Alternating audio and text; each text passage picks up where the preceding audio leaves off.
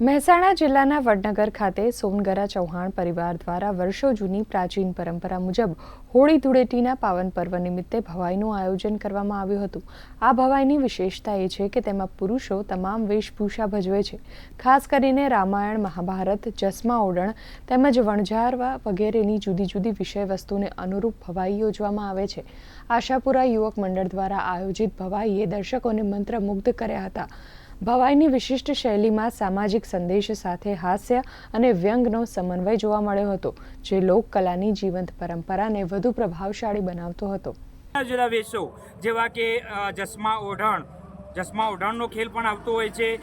ગોપી અને કાનનો ખેલ સરસ મજાનો અમારા જે પૂર્વજો અને અમે પણ અત્યારે ભજવીએ છીએ અને સારી એવી પબ્લિક વડનગરની અંદર અમારે ત્યાં આગળ આ મનોરંજન જોવા આવે છે। તેની અંદર અમે વણઝારાનો ખેલ પણ રજૂ કરીએ છીએ।